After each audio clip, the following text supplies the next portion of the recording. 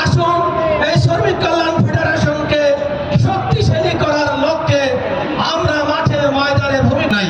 প্রিয় ভাইরা, এই মর্যাদা প্রতিষ্ঠিত করতে হইলে এই বাংলাদেশে ইসলামী অনুশাসন জারি হইলে তার মাধ্যমে যে ইসলামী শ্রমনীতি আছে সেইটা বাস্তবায়নের মাধ্যমে কেবলমাত্র শ্রমিকদের মর্যাদা উদ্ধার করা যাবে, আর কোনো বিকল্প নাই।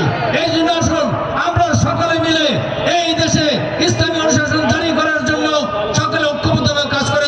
আমরা মজুর, আমরা শ্রমিক, আমাদেরও আছে সংগঠন। আমরা মজুর, আমরা শ্রমিক, আমাদেরও আছে সংগঠন। শ্রমিক কল্যাণ ফেডারেশন, শ্রমিক কল্যাণ ফেডারেশন। আমরা মজুর, আমরা শ্রমিক, আমাদেরও আছে সংগঠন। শ্রমিক কল্যাণ ফেডারেশন, শ্রমিক কল্যাণ ফেডারেশন। আমাদের দাবি আজ একটাই, শ্রমিক জুলুমের অবসান চাই।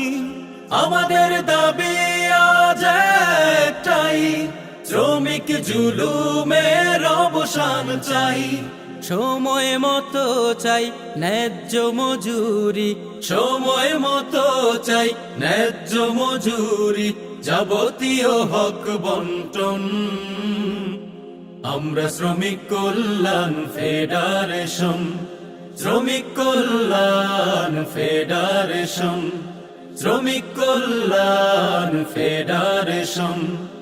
ইসলামী দিতে পারে হক ইনসাফ, সবার আগে তাই করো দিল সাফ। ইসলামী দিতে পারে হক ইনসাফ, সবার আগে তাই করো দিল সাফ। আমরা যত আছি কুলি মজুর, আমরা যত আছি কুলি মজুর, অধিকারে লড়ি প্রাণপণ। আমরা শ্রমিক কল্যাণ ফেডারেশন, শ্রমিক কল্যাণ ফেডারেশন, শ্রমিক কল্যাণ ফেডারেশন। এক হও জোট বাঁধো শ্রমজীবী জনতা, গড়ে তোলো সকলে সীসা ঢালা একতা। এক হও জোট বাঁধো শ্রমজীবী জনতা, গড়ে তোলো সকলে সীসা ঢালা একতা।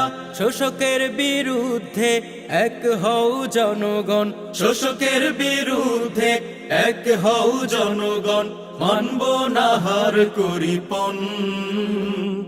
আমরা শ্রমিক কল্যাণ ফেডারেশন, শ্রমিক কল্যাণ ফেডারেশন, শ্রমিক কল্যাণ ফেডারেশন।